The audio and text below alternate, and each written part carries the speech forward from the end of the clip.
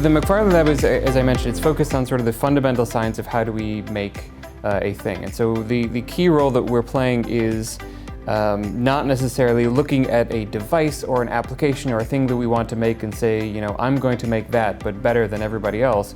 What we're saying is current devices, applications, materials, they're limited by what we actually have to work with. And so we're building a new tool set so that when we build the next solar cell, the next battery, the next drug delivery vehicle, you know, whatever we want to work with, we have a wider variety of building blocks that we can actually put together.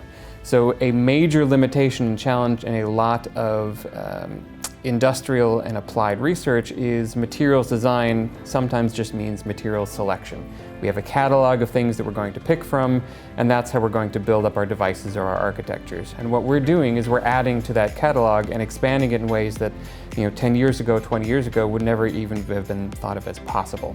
So as an example, a lot of our work focuses on composites, which means that we have multiple different components fit together in some sort of larger, complex arrangement. We're taking a whole bunch of stuff and mixing them together.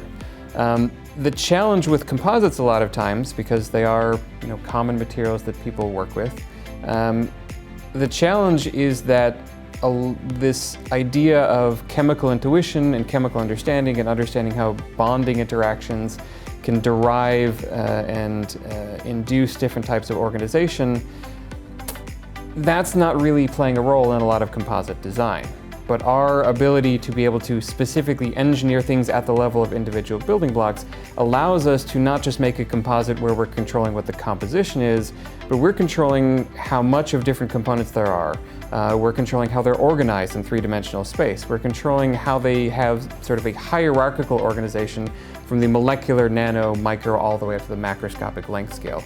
And given that the properties of a material are dictated by each of those different length scales simultaneously, the ability to design a material that has all of those aspects controlled in a programmed way opens up all sorts of new possibilities. So a lot of our colleagues here will focus on a specific real-world application or device or goal. What we're doing is we're making the materials that makes those goals possible. The areas that we are engaged in are, broadly speaking, developing ways to assemble nanoparticles in a way that is scalable and compositionally versatile, developing high inorganic content composites, so materials that look like, behave like, and can be processed like plastics, but that have 60 or 70 volume%, you know, metal or ceramic or other types of material within them.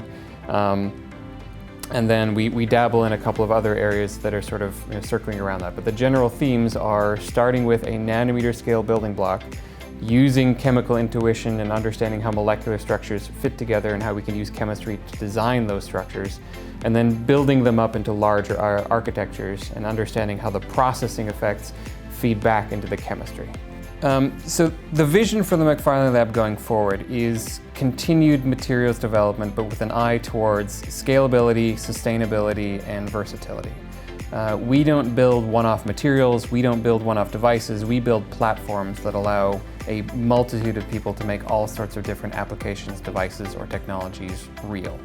So the future for the Macfarlane Lab is in partnering with industry to understand what materials are impactful, what materials are useful, what combinations of properties are needed that we currently don't have. And then going back to our lab and understanding the fundamental science of material synthesis and processing to make that happen. So we're focusing primarily on polymers and polymer composites. Plastics, as we all know, are an important part of everyday life, but we have to be thinking about sustainability. We have to be thinking about scalability. We have to be thinking about energy and environmental concerns. And so our goal is figuring out a way to design polymers and engineer materials that give those different properties using the types of compositions that industry is using at the moment and wanting to use in the future. So the future for the Macfarlane Lab is in taking the templates that we've already got and expanding them into the most impactful areas of application.